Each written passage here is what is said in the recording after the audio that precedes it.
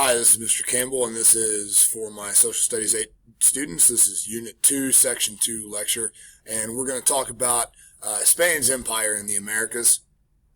This lecture is probably going to be a little bit shorter than the last one we had, although that's by design because I could really talk about this for quite a long time. This is one of my favorite topics outside of sort of United States history is Spain and their empire in the New World and sort of the manner in which they went about establishing it. So that's what we're going to cover today.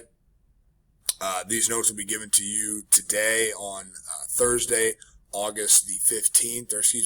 the 15th, and they will be due the following Monday. So here we go. Spanish conquistadors. Conquistador means conqueror, means the conqueror. Some of you will be familiar with the audio clip that I played for you last week.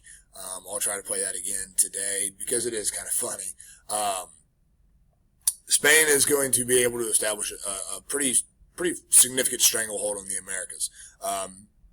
Right now, we're talking about what is now Mexico, and also a number of the Caribbean islands as well. Now, you reach a certain point where the discovery of new lands is no longer going to bring you fame and fortune. It's no longer going to bring honor to your family. So once you have sort of discovered all of the lands that there are to discover, the next way to sort of make a name for yourself is through the finding of riches and through conquest and through the taking over of empire. And so that's what the conquistadors are known for, is for conquering these native empires. Now, there are two that we're going to talk about today very briefly that are the most famous. They are by no means the only conquistadors. They're just the most famous and well-known. One of them will be more known than the other, and that is Hernan Cortez. He is probably the most famous of the Spanish conquistadors. And then we will also talk about Francisco Pizarro. Now, Cortez, again, probably the most famous of all the Spanish conquistadors and also explorers. He actually begins by hijacking a ship in what is now Cuba. They referred to it as Hispaniola. After he hijacks the ship, and the reason he hijacks the ship is he's going to head to the mainland of what is now Mexico because he has heard from local natives that there is a city filled with gold, a city made of gold. He's not real sure. He's just heard that there's a lot of gold. And he wants to find this gold because if he finds all of this gold, then it's his.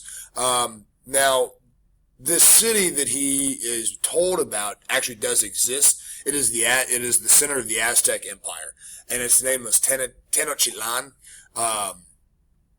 It is now Mexico City. Mexico City is actually built on top of Tenochtitlan. It's known as the floating city. It's actually built on an island in the middle of a large lake.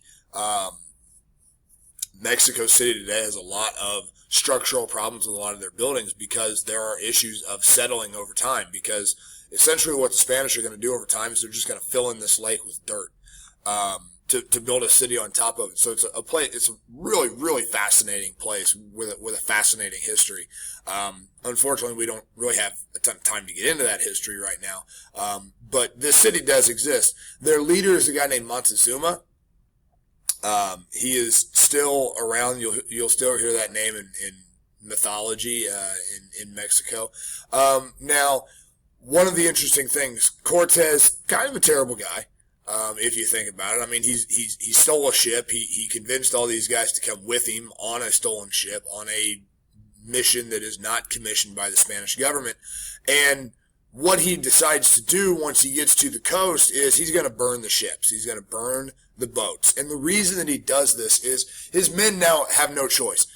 Cortez knows that he's going to come across some pretty dangerous and pretty perilous things. He knows that they're going to come across some natives who are not necessarily friendly to them. And he knows that if his men have an option to go back to Hispaniola, that they might be tempted to take it if it's still there. So by burning the ships, he upsets the people that he's brought with him, but he also really gives them no choice because their choices now are either to trudge on forward to Tenochtitlan or die. So really kind of genius. Now the Aztecs believe that actually the Spanish were these pale-skinned gods who were to return to their land at exactly this time. it's really one of the more interesting occurrences of timing and fate in history, because they believe that these guys are gods. Now, Cortez and his men eventually are going to seize the capital. They are going to establish in its place Mexico City, and it is the capital of New Spain. That's the section that's covered up by my face. It is the capital of New Spain. And I'm glossing over a lot of the history. It's fascinating to hear the stories of how Cortez takes over this city. But for now, what we have to focus on is the fact that he does. He subdues the Aztec Empire. He actually kills Montezuma, and he takes the city and takes the representative heart away from the natives. Now, Francisco Pizarro, very, very similar to what Cortez is to Mexico and the Aztecs, Pizarro is to Peru and the Incas. He lands on the coast of Peru or what is now Peru, in 1531, and he's searching for gold, as most conquistadors are wont to do. He captures the Incan leader named Atahalpa, and he basically demands and receives then a large ransom for his release. He says, look, if you give me this huge, stockpile of gold, I will release your leader. He then goes back on his promise and kills him anyway once he has the ransom. So Pizarro maybe a little bit worse than Cortez, if we're measuring the awfulness of these guys. After he kills the Incan leader, it's kind of like, crushing the head of a snake. The rest of the Incan Empire is very, very easily defeated by his men. And that is sort of the tale of Pizarro. Again, very, very similar to Cortez and the Aztecs and what is now Mexico. It's just this is different guy, different native group, different place. So those are your two most famous conquistadors. Now, some of the reasons why the Spanish are victorious, because I could get into some of the gruesome tales of how these guys were successful. But what I'd like to focus on instead is the reasons why they are victorious. There are three key reasons. One is technology. Their technology far surpasses those of the natives. They have guns. They have horses, and that's the third reason. But back to technology, they have guns. They have armor. They have different tactics. They have longer swords. The natives are armed with bows and arrows and spears.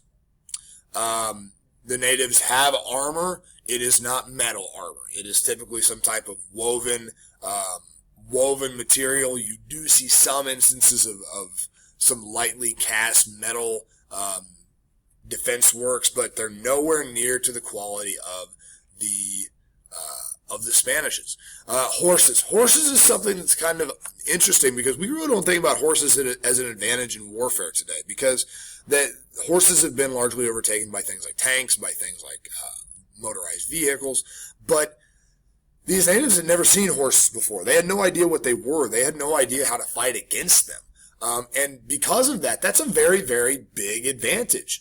They felt that these large beasts were somehow divine to some degree. And so it's a really, really difficult thing to fight against when you've never seen it before.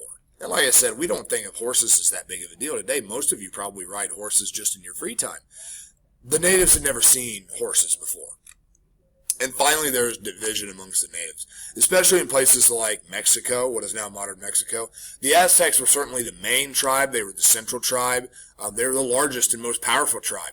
But there were smaller tribes on the outskirts who actually were forced to pay tribute and homage to the Aztecs, who didn't like the Aztecs. And that is able to be used. Cortez uses that to his advantage. He actually forms a coalition of native tribes to help fight against the Aztecs. So division amongst the natives is also something that is used by the Spanish to become victorious. There's also an element of luck, and there is an element of luck in just about every, span of history. And we've talked before about, the assassination of Franz Ferdinand and just how lucky it is that guy just happened to show up right in front of an assassin. And so there is some luck here as well. Now that we are going to get into very briefly sort of the harsh life for Native Americans.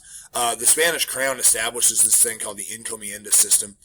It's basically a system of land grants to Spanish colonists. Now, you're not going to see a huge influx of Spanish colonists. You'll see a pretty fair number. If you're going to rank the European powers in terms of how many colonists they're going to send over, Spain ranks number 2 behind Britain. But they're not sending over near as many as the British are. And basically, anything that is on that patch of land is yours to make money with. So if you've got a mine on that land, if you have a large open field for a ranch, a cattle ranch, if you have a large open field that's good for planting and you want to have a large scale plantation, that is your prerogative as sort of the colonist that has been granted this land. You also get the natives that are on that land or that were on that land, and those are your laborers that are going to work on your plantations or your large farms. Now, all of these, whether they're mines, ranches, plantations, you need lots and lots of labor. And that's something that the colonists were rather short on. And they turned to the natives as a sort of readily available workforce. And these are your first sort of slaves in the New World.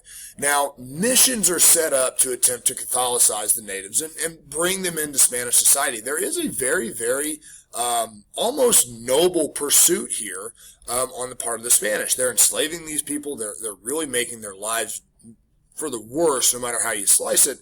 And yet at the same time, they are trying to bring them into what they know as civilized society. It doesn't excuse it necessarily historically, but it's something that we need to be aware of, is that the Spanish don't feel like they're this evil people, and really they're not necessarily being this evil people. They're just doing what they believe was right and civilized at the time. Now the problem is that these missions, no matter how you slice it historically or even in the present day, these conditions are terrible. They're incredibly harsh. And there is a historical figure named Bartolome de las Casas who actually points out these harsh conditions.